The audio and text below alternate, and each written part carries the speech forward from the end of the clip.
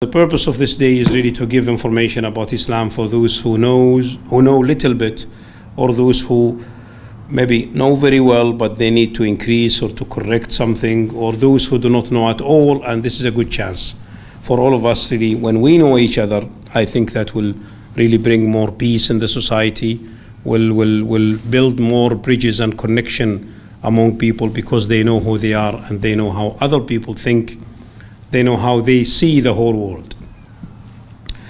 Today, Faisal, Ayaz, and others talk about the 6 articles of faith, 5 pillars of Islam. You may notice that is actually these things that is they talk about mostly are related, especially the pillars. They are more related to rituals, the practice of the worship, fasting, praying, going for pilgrimage to Mecca in Saudi Arabia, or coming back. These are all rituals. While the pillars of faith, they are all spiritual. They are related to the belief itself. You do nothing, you just believe in it. The belief first, and then of course the practice. As we all know, or may all know, that is Islam started in the 7th century. When Islam started, it started from Mecca. Then the Prophet migrated to Medina, which is about 400 kilometers north of Mecca. Unfortunately, I haven't prepared the map here. There used to be one. Medina, he stayed there. From Medina, Islam spread everywhere in the world in the 7th century. Within 100 years, Islam actually, within 1 century, Islam, of course, was confronted by Persian Empire, by the Roman Empire, by the Arabs themselves inside the Arab Peninsula itself. This relation among these empires and Muslims, and with the Arabs also, and other people, other nations around, they were not all, of course, peaceful. Sometimes peaceful, sometimes through war. And within the war, always, as we know, there is more cultural interaction actually during the war. War is of course something very bad. But it brings sometimes, or in many cases, it brings, let's say, cultural interaction among the people themselves. They see what the others have, the others see what we have, then we exchange that. We see this, for example, during the Crusades, when forces from Europe actually came to attack in Palestine, in Jerusalem, and in Egypt, in Syria. That was war, and people call it holy war in that time. But actually there are a lot of cultural interaction among Muslims and Europe in that time. Yani, for example, the Europeans knew sugar from that time. Sugar came from after the Crusades to Europe, and how to make papers. That kind of paper which came from the Far East, then the Arab developed it in Persia and in Iraq and in Egypt. Then after that, during the days or after the days of the Crusades, then the paper manufacturing moved to Europe. And also the textiles, also the Turkish, what they call them Turkish bath, but actually they are in Morocco and they are in Turkey and they are in many places. So many things cultural move from east to west after the Crusades immediately. It's not only war, there are a lot of things actually. Many thousands of books, also manuscripts, move from there to here. People start to think also in a different way about East, about Islam itself. In spite of the fact actually the relation mostly was not peaceful relation, but there are some positive things actually happen in that time. Then in the modern time also, again, especially after Napoleon Bonaparte came to Egypt, that was the beginning of the 19th century. Then he occupied Egypt in that time. That was also again the Arabs and Muslims in Egypt and in Syria. They start to see the West in its modern image from that time. Then technology and things move again back to the East. So all these things, they are not always peaceful, but actually they have done a lot of things for the cultural life of all sides. Trading, of course, between the two sides. Then today, the issue is different. Today, actually, the Islam itself is part of the West. Now, many Muslims are Western. They are Americans, Germans, French, British, Spanish, all the European countries, and they are Muslims. And there are also new generations in all these countries who are born as Muslims from also European parents, or sometimes half European parents, and it is interacting more and more. Especially now in the last 20 years, even with the modern technology, the communication between Islam and between Muslims, or let's say the Islamic world as a whole, and the West as a whole, I don't like actually to draw one line between them, but I'm trying just to make it simple to be understood. Because there's a lot of things here on that side, and they are the same on that side also. And they are even more interacting. Now, actually no borders for information. You sit in your home and you can go cross all borders everywhere in the world with the internet. You can have a lot of sources from different information.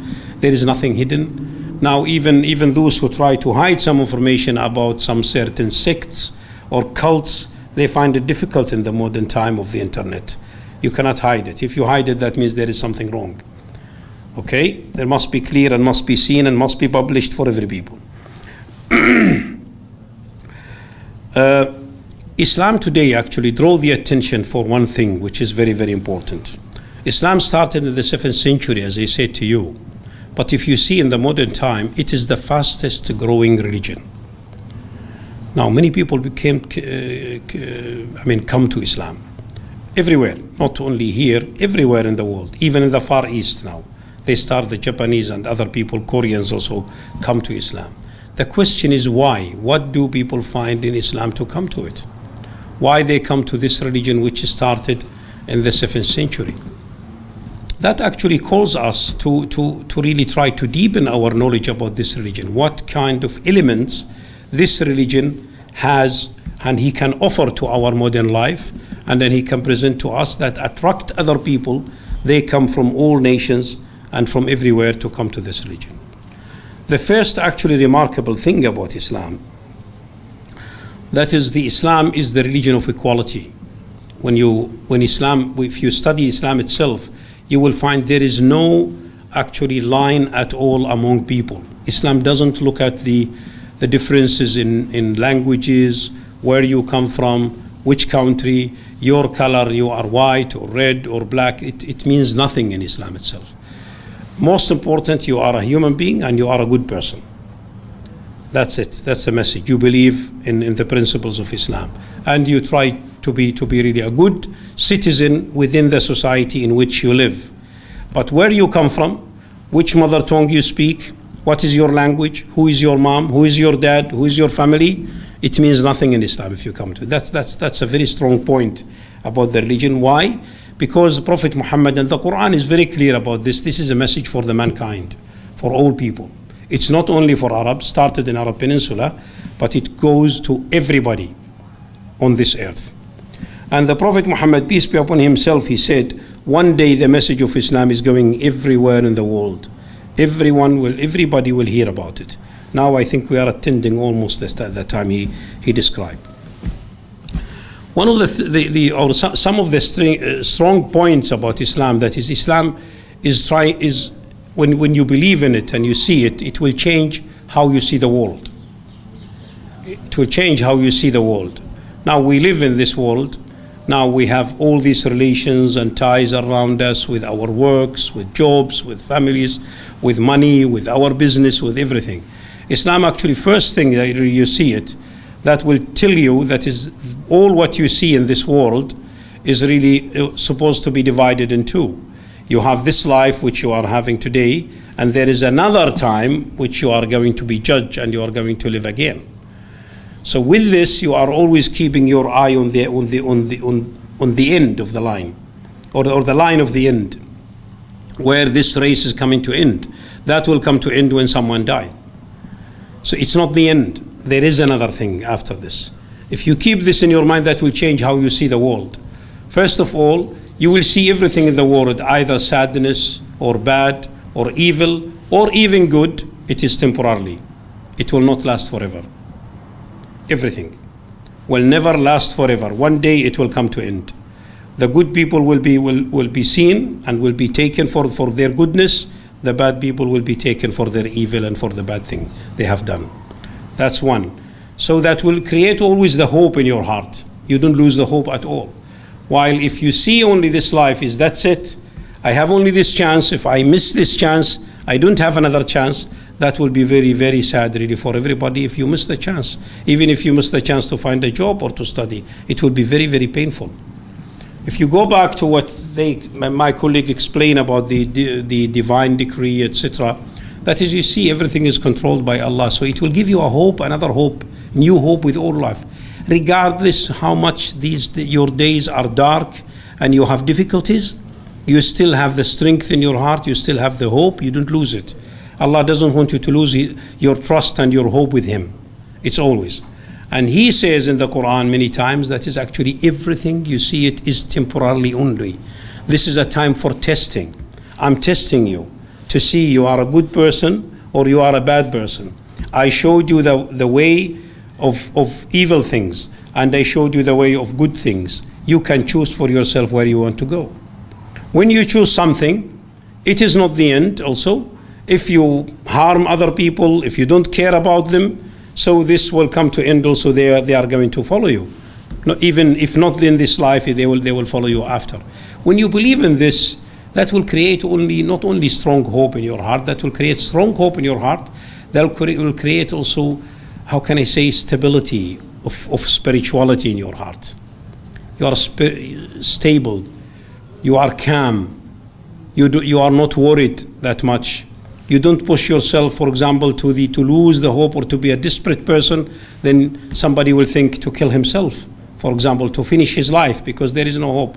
We all know that death itself, it's like a bridge to something else. You cross this bridge, but it's not the end. There is something else after the bridge. You are going to go there. This is one of the things that's creating hopes in the hearts of people. Maybe this is one of the things actually that attract people to Islam. Islam also is a religion which liberates your minds. When you believe that there is only one God and He deserves to be worshipped and He controls everything, that means you are not enslave your heart or your body or your mind to anybody else. Anything you hear about it or anything you see it, you can test it with your iman, with your belief, to be free person. All what you see sometimes, some practices of some people that is enslaving people's mind, actually encouraging them or let's say convincing them to believe in some spirituality with some people or with some graves or some mosques even or some areas. All these things in Islam are not allowed. Islam wants you to be very liberated, to be free from all these actually, how can I say, underdeveloped ideas. And that's why Islam is against all these types of worship, like idol worship, or like believing, for example, that is somebody can control your life, can bring you luck, or can prevent luck from coming in your life. This Islam will make you free from this. Nobody can control that. I know that it is all in the hand of Allah. You cannot bring luck in my life. You cannot make me a happy person if Allah doesn't want, and you cannot make me a sad person if Allah doesn't want. So that will liberate you and make you free from any power, And that's why this is the reason in Islam it's not allowed to go for magic. Magic is prohibited in Islam. Why? Because magic is going to take you away from religion to the wrong spirituality. That is, you believe if you have this ring, that will bring you luck. If you put, for example, this horse show on the door, that will bring the evil from your house. If you have this kind of curtains or that color, that will bring you something in your home. This is all, it's not there. Islam doesn't accept all this because Islam wants to have all the power in the hand of Allah. And He wants you to have the full trust of Allah and to believe in your life, and He's the one who controls that. This is a kind of liberation of my heart from any other forces. As I said, hope, liberation, strength in my heart as a person. Nobody can then submission, exactly in the same time, submission to whom? To Allah, to believe in Him. And there is one thing about Islam which is also very beautiful and attracting people to it. Islam is not a religion only for spirituality, and it's not a religion only for materialism. Now, people you see, some people, they are so deep in materialism, they forget everything. They think of money, think of their accounts, properties, where I go on my vacation, how many cars I have, how many houses I have, how many is this, how many money, etc. This is materialist. And this is materialism which is controlling people's life. And of course, materialism came to the world and become stronger in the world because of capitalism. Capitalism as economic system works in the world actually push more people to be more materialist and more to have to everything to be materialist actually around us. We think about the world in that way. I don't want to discuss communism, of course. This is another story. Other religions and other people, they are very spiritual. They don't think about anything about their life. It's not important for having money. Most important, you are spiritual and you are happy with yourself. You practice something to keep yourself happy. This is maybe you find it more in China, in India, in some Indian religions. They don't pay that much attention to all. It doesn't matter. I don't care about money. Some people, they don't even work. They even live from begging in the street. Most important for them, spiritually, they are happy. So you have two actually contradicting each other's images or stories. One is very materialist. The other one is very spiritual. Islam is exactly in the middle. Islam doesn't want you to be materialist. Don't pay all your time for money and for life and for joy actually in your life. At the same time, do not also pay all the time for spirituality. You have to be always in the middle. There is time for your spiritual life. You practice your worship. At the same time, you have to live within the society, with your family. You have to work for them. You have to do your best with everybody around you. At the same time, when it's time to pray, when it's time to then, you have to do the good things. So it's balance between this. Quran is very clear. Allah said in the Quran, dedicate your time and your work for the day of judgment because it's the most important, it's the end. But don't forget your present life. Work for it too. Work for it. So it's in Islam, it's not good that is to spend all the time in the mosque worshipping. No, that's not Islamic. If anybody thinks he must say all the day and all the night in the mosque praying, that means this person doesn't understand Islam very well. It is exactly in the middle.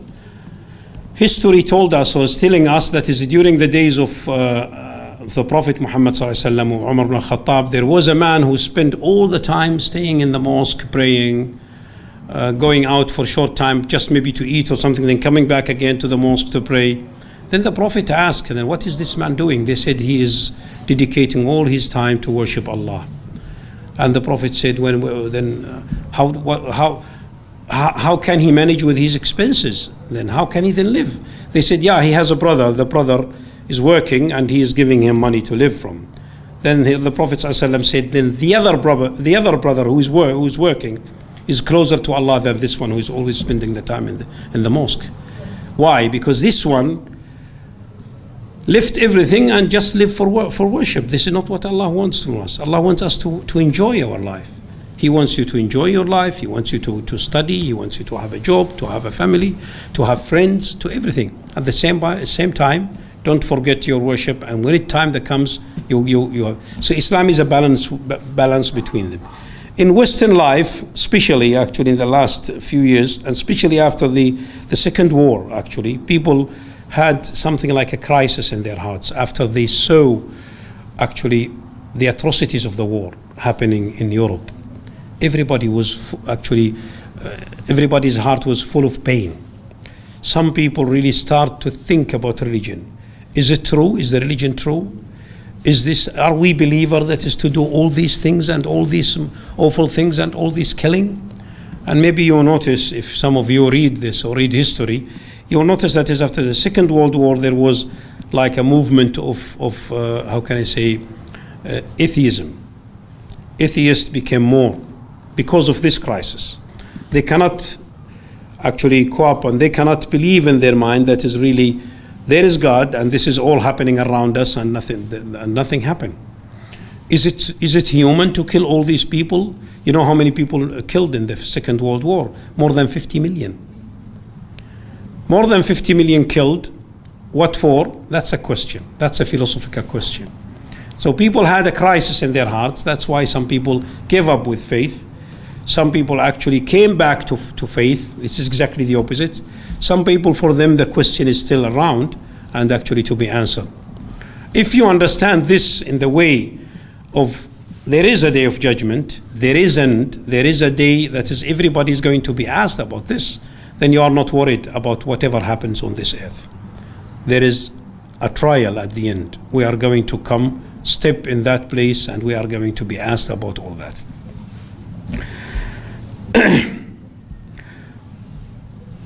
All these elements about equality, about the balance between spirituality and materialism, okay, about liberation of mankind, this is all really, these are the points that is attracting people to Islam to come to it today. People also in the modern time, with all the materialists around them, they have a problem really. One of the problems that is we have in the modern time, that is actually family breaks. Now, if you go to African countries and Asian countries, or maybe South American countries, where people are connected more in the villages and the small cities, if you had a problem, you will find your cousins around you. You find your brother around you. Your sister is with you. Everybody who is around you, they will be connected with you. There is a connection. Now, because of this modern life and the materialism which control everything, and capitalism around us, sometimes if you face a problem, you find yourself you are alone. Nobody cares. Nobody even knows about it. You may stay in your flat or your room, maybe for 1 month, nobody just knock at your door or ring the phone to say, how are you? I miss you. What's going on there? Are you okay? Do you need help? Not all people have this. This is a grace of Allah subhanahu wa ta'ala. Those who have it, really, they are lucky, because they have someone loves them. They have someone likes them. They have someone who is around them. This is actually a source of pain for many people in modern, especially in big cities like in London. Everybody is busy. Maybe your brother is in the end of the, or somewhere in London, and you don't find time to see him or to see her. Everybody is busy. But after some time, I hope you don't find yourself you are late. You come, but you're late. They are not there anymore, or your mom is not there anymore, or your dad is not there anymore, or your brother, or your cousin, or your friend, or your neighbors. So this connection actually is working in your life to make you happy, to make you to feel that you are not alone. And this kind of connection is one of the duties in Islam. It is a duty. In Islam itself, the Prophet said, you are not a believer if you are enjoying your life, you have everything to eat or to drink, and your neighbor is hungry. Whoever the neighbor is, he's a Muslim or not Muslim. You have to give more attention to your neighbor. That is, you have to take care of him. You have to ask. If you went maybe to some of the Arab or Muslim countries, you maybe notice that sometimes somebody knock at your door and with a plate, fruit or food, or they cook something and they send you a little bit, some small share. Because of this principle. In Islam itself, you have to give the others around you as much as you can, if you are able, of course, to give them. Why? Because this is to show them your love. Why? Because this is your duty. This is how Allah wants you to be. Allah doesn't want you to be isolated. He wants you to be connected with other people. And that's why in Islam, it is a duty to take care of your parents. It's a duty. It's a big sin if you let your mom and your dad, they suffer, and you can save them, you can help them, and you just stay home and you keep quiet. That's a big sin. And the Prophet ﷺ said, who does this, he must expect that his children will do the same with him. It is going to repeat itself. The story will repeat itself. What you are doing to your parents now, you are going to receive it from your children. If you ignore them, your children will ignore you. If you do your best for them, your children will do the best for you. So you have to be very careful. The Prophet said that. You have to be very careful with that. Because what you are doing now is the future for yourself when you are old. Also the neighbors, everybody who is in need, even animals, even everyone around. You have to be a source of good things, a source of help, a source of love, a source of kindness, a source of cooperation with other people, a source of help to anybody who needs help. The Prophet ﷺ told us, if you walk in the street and you find a stone there left in the street, you may think somebody else is going to come and this stone will make him a problem in the way, he will step on it or something, or a piece of glass or whatever. You have to remove it to make the street easier, or to make the path easier for other people. This is all mentioned in the Prophet's talks, all of them. You see, small things, but he said you have to do it. That's why Islam is attracting people, because it's a style, it's a style of life. You are not alone, you have to be connected with people. You have to do your best even to those people who do harm sometimes to you, or they try to ignore you, or they don't care about you. At the same time, you have to always carry in your heart that is the source of strength and the source of everything is Allah. I am just one of His slaves and one of the people He created. One day I'm going to go to Him and He is recording everything what I'm doing today. I think for these reasons, Islam really attracting people even in the modern life to balance between the spirituality and the materialism. The values Islam also is offering, also they go exactly with this is what we need, and these are the value which mentioned in actually constitutions and values of almost all the world. One of them is, of course, justice. The Quran is telling us that is to be fair and just even with those that is even we don't like. The Quran is telling us to be fair and justice even if we not to stand with the people we love against the people that is we don't love. You have to tell the truth, even the person who is going actually to pay price for this truth is somebody from your side. But you cannot lie. You cannot lie at all. You have to be fair with other people. Coexistence, living with people. This is one of the values of Islam. Islam also supports people to, as Islam wants you to be connected, very well connected and very good in harmony with your neighbors and with your family, with your parents, with your friends, with your cousin. That means you have to live with people actually in harmony. Protection of life, of the society. This is one of the principles. You cannot live your life and you damage the society and you don't care. As a Muslim, because of the principle that is you have to have good for everybody, then you have to protect the value of the society and the safety of the society around you. Whenever there is a hand to give, to help people, do not hesitate. That's why in Islam it is one of the good things, of course, to take care of orphans, widows, poor people, feeding those who are hungry, giving a hand or voluntary work to these organizations who are doing the good for other people around you. These are all principles in Islam and they are very clear. They are very, very, very clear. Even nature is there. Even animals protection, animal welfare is there in Islam.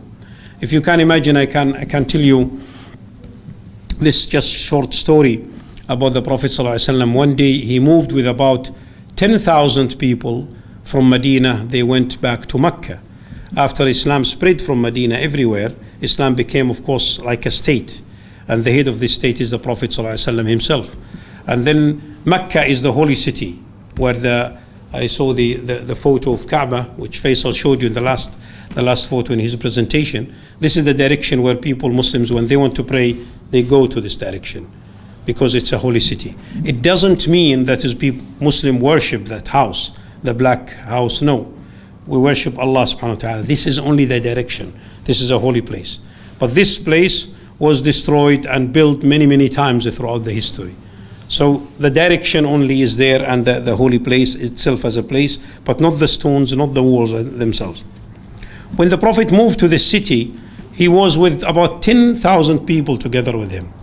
On the way, actually, you can imagine a march of 10,000 people walking. That's too much, of course. In one of the valleys between the two cities, there was actually a dog female in that valley with the puppies around her. And when the Prophet ﷺ saw that, of course, the dog was disturbed.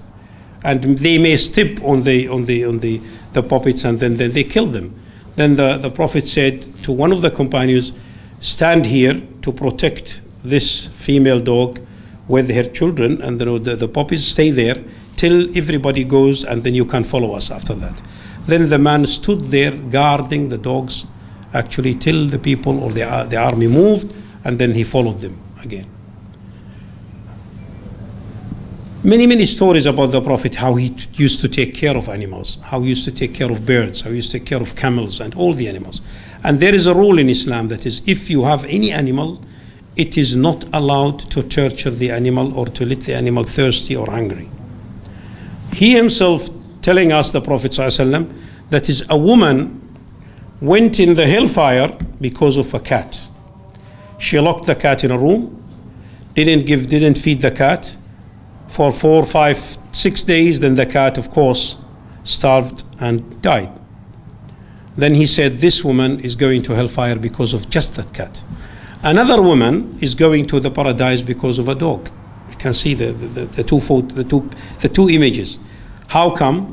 A woman who is a prostitute, the Prophet ﷺ, so that when in Arabic we say prostitute or baghi, that means a woman who is practicing this. She was walking somewhere from a village to another, traveling. Then she didn't have water. She found a well on the way, and she went down in the well, and then she drank from that well. Then when she climbed up from the well to the top, she found a dog which was so thirsty, even trying to eat or to lick the sand on the way in the desert because of thirst. So thirsty. Then the woman had mercy in her heart. She said, my God, he's so thirsty like me before. I'm going to go down now to bring him water. Then she went down again the well, because the water is so deep. You need to climb down or climb up. She climbed down. She didn't have, of course, any pot or a glass or whatever to put the water in it. What she did, she took off her shoes and put water in the shoes and hold it in her mouth, the shoes with the water in it, and climb again to the top and give the water. They give the dog to the water. The dog drank the water. Then Allah was, according to the Prophet, what he said exactly, Allah was so thankful for this. Then he forgave everything she has done.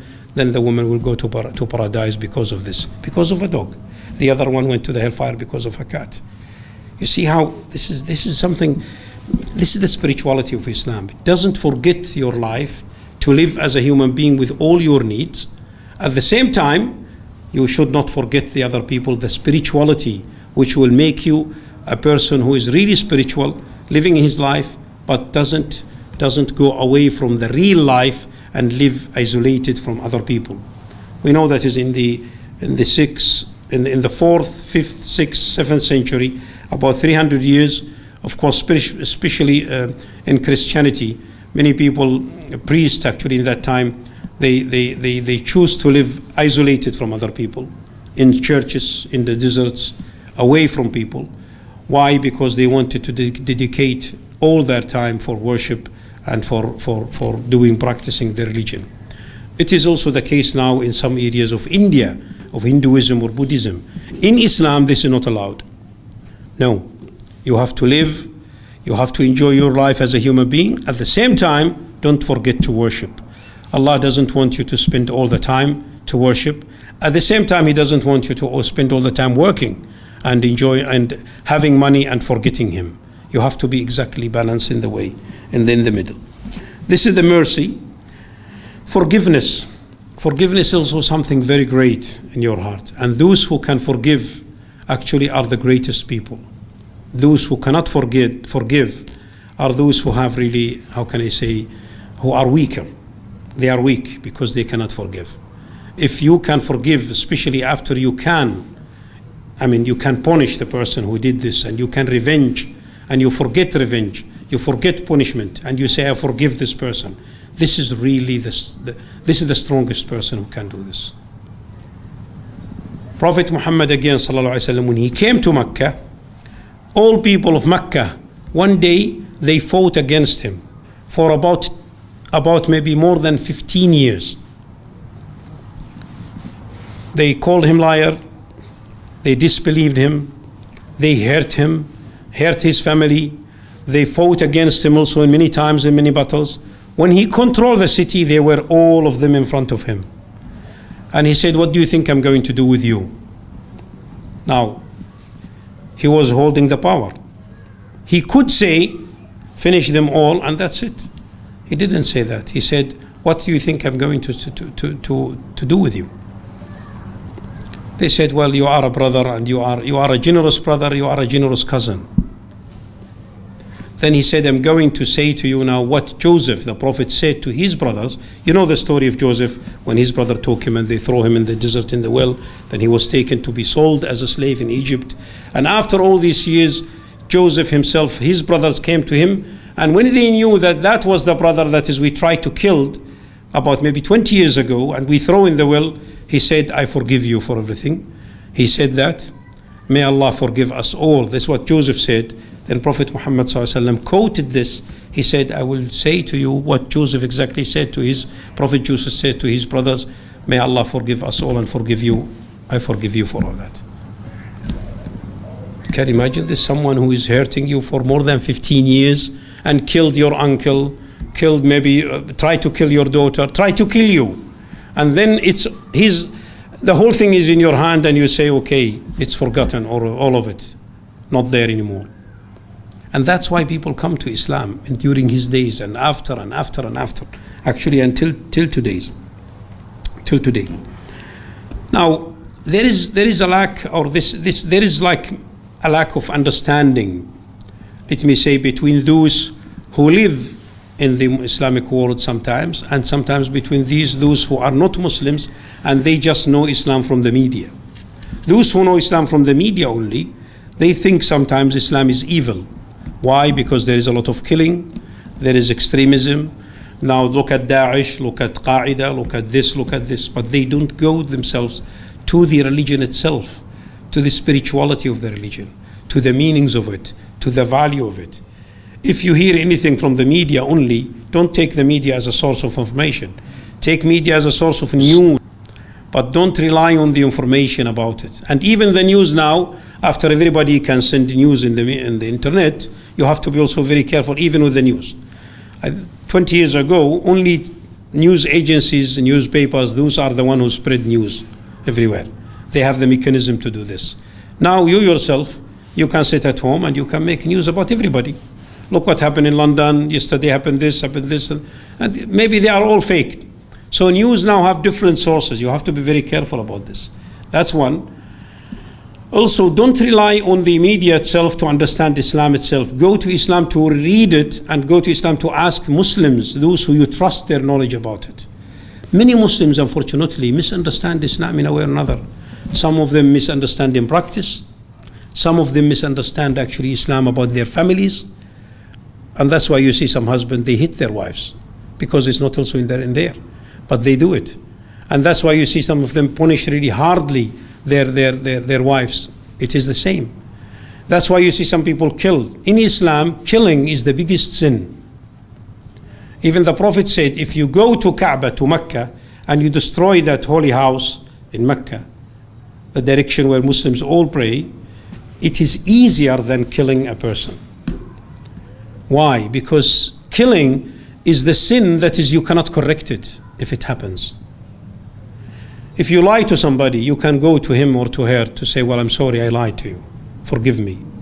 If somebody takes money from you or cheating you, then he can come back one day and say, well, I'm sorry, this is your money back. Forgive me for everything happened. But if someone is killed, nobody can correct it. It's over. This is not corrected at all. That's why the Prophet said, in the day of judgment, do your best not to come in that day with red hands, with blood in your fingers and your hand. Because this is the biggest sin you may come to Allah with. See, this is Islam. This is one we quote now. We quote the Quran, we quote the Prophet saying. But how people practicing this exactly as it is? No. Now you see Muslims everywhere in the world, they kill themselves, they kill each other. Is this the Islam itself? No, it's not. So always I want to say there is a difference between the theory and the practice. Don't take the practice as a proof for the theory itself. Now also Muslims, some of them think that everything come from the West is evil. This is also not correct. The West has a lot of things, has technology. There are a lot of values in the West also very nice. We know from the West also many very good initiatives which do not contradict at all with Islam. Now, who started, for example, the animal welfare organizations? They started in the West. I know in the early days of Muslims there were something like this, but unfortunately Muslims after 6 centuries they forget that. They forget that because of the political climate in those days. After the 6th century, everything is mess. The 6th century, according to the Islamic calendar, which is about the 12th century in our calendar now. So there are many values actually in the West. They are important. The advanced technology is very important. Okay, the industry is very important. Many values about law are very important. The value of equality, the value of the value of citizenship. This is also, they are all important, and these are all of them completing and exactly interacting with the values of Islam. They don't contradict. So any Muslim think anything comes from the West is evil is not correct. Anybody who is not Muslim, or especially in the West, and he thinks, well, Islam is actually underdeveloped religion, it belongs to the 7th or 8th century, it doesn't belong to the modern time, this is also not correct. Because all the values you are needing now, you will find them exactly, they are all in Islam, exactly 100%.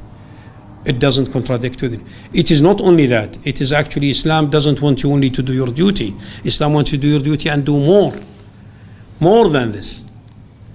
It's not only, it's my duty to give, for example, to help my mom and my brother and my father. But what about my cousin? If you also take care of your cousin, that's even better. But it may be not duty like your mom.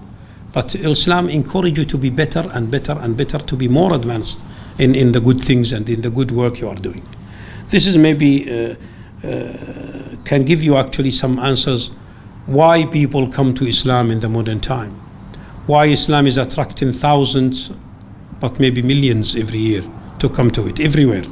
Because of these reasons. Because when people go in it, they find peaceful. Actually, they find peace in their hearts. They stay with peaceful minds and hearts. They find harmony in their life between my work, my family, my society, my even private life, my love, my marriage, my whatever, and then my worship. They don't contradict each other. They don't contradict each other. Islam also is a religion of flexibility. Allah will ask you to worship Him, provided on one condition, that is, you can do it. If you cannot do it, then there is another way how to escape this. Yani, for example, prayer 5 times a day in the mosque for men, especially. This is if you can go there. If you cannot go there, it's not a duty. You pray anywhere you want. In Islam itself, it is easy to pray anywhere. Not necessary to pray only in a certain temple or a mosque. No, you can pray anywhere you want. If you cannot fast, for example, in Ramadan, fasting, you hold yourself from preventing yourself from food, drinks, whatever, from the morning and in the morning till the evening. Some people cannot do it. Either they are weak, they are ill, they have a problem with their health. You must not do it in Islam. Why? Because the value of your life is more important, and it's a precious thing. Allah doesn't want you to kill yourself to worship Him. He wants you to be happy and to worship Him as much as you can in the way He wants, but without damaging your life. This is very, very important. This flexibility or this ability and the equality of people, they are all the same actually. This is something attracting people. And unfortunately, Muslims till today now, we see after 14th century, now we are now in the year, according to the Islamic calendar, we are in the year 1440 this year, which is 2019. In the Islamic calendar, it is 1440. Till today, after all these 14th century now, still some Muslims, some Arabs do not see people equal. They see them different, based on where you come from, which language you speak, what color you are having, who you are. It's not what you are doing, it is who you are, or where you come from. That's the most important. You see, so always the practice is something and the theory is something else. That's why the Prophet ﷺ, when he came to Mecca, again, I have to come to the story of Mecca, when he conquered the city, as I said to you, he did one thing. Do we still have the image of Mecca, of Kaaba? Yeah, yes. You see that black house, the small house. This is the holiest. When the Prophet ﷺ, this is the adhan for prayer. Okay, I'm done. Yes, I'm done. When he came to the Kaaba, you know what he did? The caller for prayer was Bilal, one of the companions. Bilal originally is from Ethiopia. He's African. Okay, in those days, Arabs actually they undermine these people who are black because they come from Africa. Then the Prophet ﷺ, peace be upon him, to show the people that is the value of the person is more important than anything, regardless what color. He asked Bilal to climb on the top of the holy house. He said, Bilal, you go there, stand there, and call for prayer, like what you are hearing now. Everybody was really shocked in that time, especially those who are new Muslims, because they cannot imagine this could happen. How come? Then the Prophet wants to show that this person is a human being. He's like you. He's black. You are not black, but you are equal in the sight of Allah subhanahu wa ta'ala. And the Quran is very clear.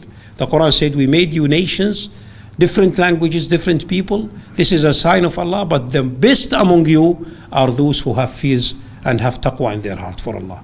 He didn't say are those who come from that part of the world, this peninsula or this island or this country or this language. No.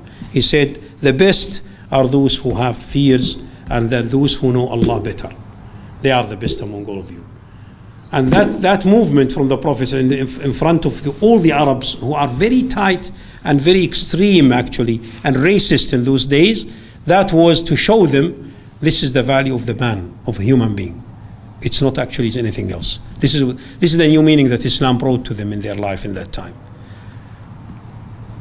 And when you come back to study the history of Islam, you will find many of the great scholars, the greatest scholars, some from everywhere. From everywhere, from Africa, from India, from Afghanistan, from Central Asia, from Pakistan, from Turkey, from Iraq, from Arabs, from Europe themselves, from Russia. We have scholars in Islam from all the countries. And many of them are great scholars. Till today, we still go back to their books. And their books written in Arabic, and they are from different countries. You can take from Morocco, from Senegal, from Nigeria, move till you reach Indonesia and Cambodia. You still find scholars from all these nations. They wrote their books, and their books are really something we are so proud of, regardless where they come from and who they are. But they were really great people of knowledge. Thank you very much. Wassalamu alaikum wa rahmatullahi wa barakatuh.